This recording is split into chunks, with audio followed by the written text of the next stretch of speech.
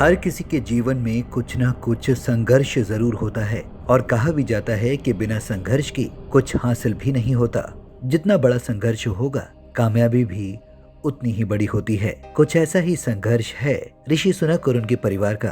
तो चलिए आपको बताते हैं कि ब्रिटेन के निवर्तमान पीएम ऋषि सुनक के माता पिता पर क्या गुजरी और कितनी कठिन परिस्थितियों का सामना करते हुए वो अफ्रीका से ब्रिटेन पहुंचे।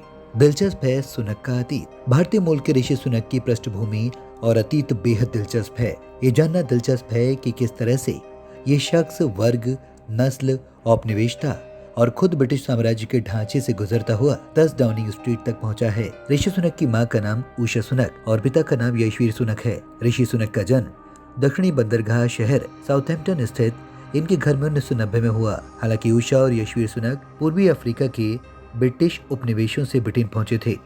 कॉन्ट्रैक्ट प्रथा पर किया काम, कर्ज के जाल में गए थे फंस। हजारों परिवारों ने ब्रिटिश भारत से ब्रिटेन के अफ्रीकी उपनिवेशों और फिर वहां से ब्रिटेन का रास्ता पकड़ा। लेकिन आखिर इतनी बड़ी तादाद में ये लोग ब्रिटेन क्यों पहुंचे?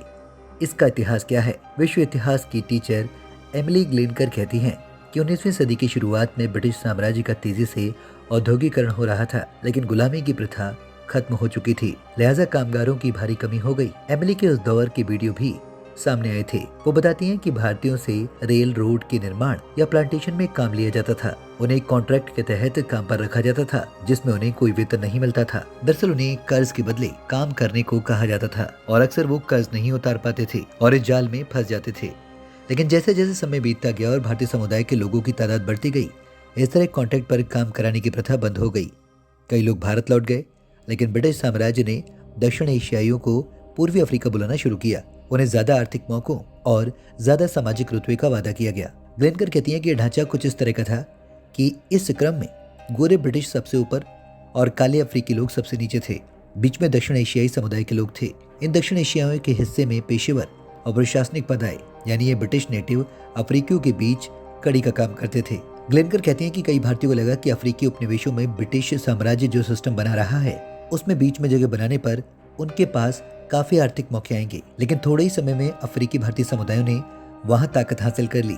मसलन युगांडा में उन्होंने 1920 से ही जमीन का मालिकाना हक हासिल करना शुरू कर दिया था। लेकिन युगांडा के काले लोग ऐसा नहीं कर सके और इससे वहां असमानता को बढ़ावा मिलने लगा। ब्रिटिश पंजाब से है ऋषि का नाता। ऋषि की नानी ने बेच दिए थे गहने। परिवार ने किया बड़ा संघर्ष। सुनक के दादाजी का जन्म ब्रिटिश शासन वाले पंजाब में हुआ था। वहां से 1930 के दशक में वो पूर्वी अफ्रीका चले गए और वहीं बस गए।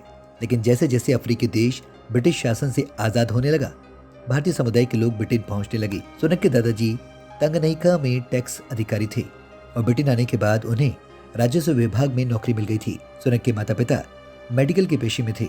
पिता नेशनल हेल्थ सर्विस में फैमिली डॉक्टर थे और माँ फार्मेसी चलाने लगी थी।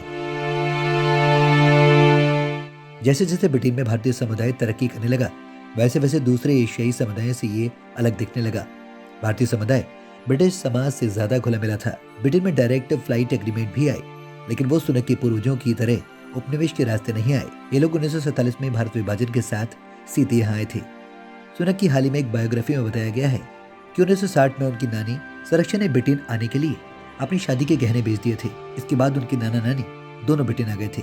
कुल मिलाकर ये कहना गलत नहीं होगा, ऋषि सुनक की सफलता जितनी बड़ी है, उनका संघर्ष भी उतना ही बड़ा है। Bureau report, India now.